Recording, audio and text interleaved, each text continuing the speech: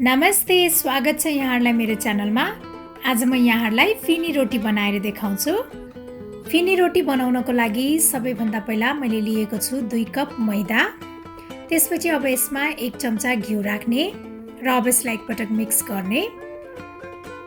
अब यसमा थोरै पानी राख्दै यसको चाहिँ सफ्ट डो बनाउनु पर्छ। अब यतिको भइसकेपछि हाम्रो डो रेडी भइसकेको छ। अब यो डोको माथि म अलिकति घिउ दल्छु।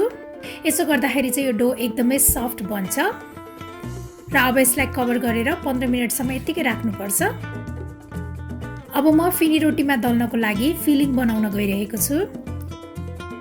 फिलिङ बनाउनको लागि मैले एउटा बटर लिएको छु। अब यो बटरलाई चाहिँ राम्रोसँग मिक्स गर्ने। यो बटरको चाहिँ यस्तो पेस्ट बनाउनु पर्छ। अब यसमा चाहिँ आधा कप जति चामलको पिठो राख्ने। अब यसलाई राम्रोसँग मिक्स गरेर यसबाट पेस्ट बनाउनु पर्छ। अब यतिको भइसकेपछि हाम्रो यो फिलिङ पनि रेडी भइसकेको छ। अब यो डो पनि रेडी भइसकेको छ। अब यो डोबाट म 3 भाग बनाउँछु र मैले 1 भाग लिए। अब यसलाई चाहिँ रोल गर्नुपर्छ। यो फिनीको रोटी चाहिँ ठुलो बनाउनु पर्ने भएकोले मैले ठुलो ट्रे लिएको छु। यो ट्रेमा चाहिँ हल्का पिठो लगाउनु पर्छ। यसो गर्दाखेरि रोल गर्न सजिलो हुन्छ। अब यसलाई ठुलो साइजको रोटी बनाउने। रोटी चाहिँ पातलो हुनुपर्छ।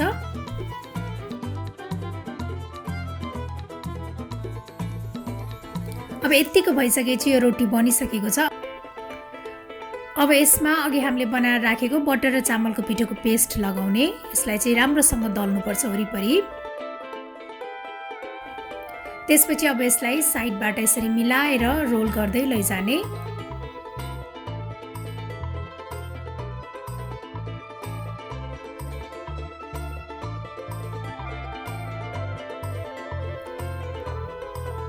यो रोल भइसकेको छ।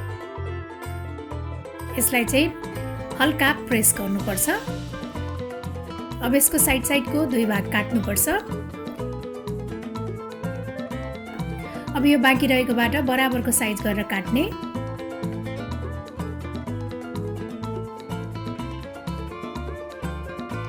अब म यो एउटा लिन्छु। यसको चाहिँ छेउछेउलाई टाल्दिनुपर्छ यसरी, नत्र भने यो फिलिङ बाहिर आउँछ। अब फेरि यो रोलरमा सुक्खा पिठो दलेर अब यसलाई चाहिँ रोल गर्ने। यसलाई चाहिँ रोटी जस्तै बनाउनु पर्छ।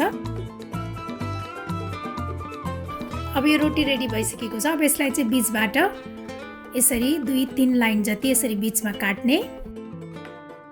अब यसै गरी म बाँकी रहेको रोटीहरू पनि बेल्दै जान्छु। मैले चाहिँ सबै फिनी रोटी बनाइसकेको छु। अब यो फिनी रोटीलाई चाहिँ फ्राई गर्नुपर्छ। फ्राई गर्नको लागि मैले एउटा प्यानमा तेल बसालेँ। तेल तातिसकेको छ। अब यो फिनी रोटीलाई पनि तेलमा राख्ने र अब यसमा चाहिँ यो माथिबाट डाडुले तेल खनाउँदै यसलाई पकाउँदै गर्नुपर्छ। डाडुले जति तेल खनाए त्यतिकै यो फिनी रोटी चाहिँ फुल्दै आउँछ र भित्रसम्म तेल पसेर यो राम्रोसँग पाक्छ।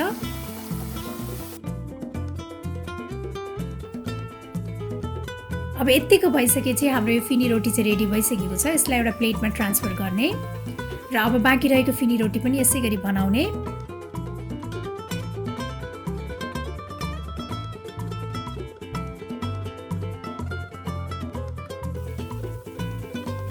यो फिनी रोटी चाहिँ यतिकै खान सकिन्छ। तर यदि यहाँहरूलाई चाहिँ गुलियो मनपर्छ भने फिनी रोटी पाकिसकेपछि तातो फिनी रोटीमा यसरी पाउडर सुगर छर्न सकिन्छ।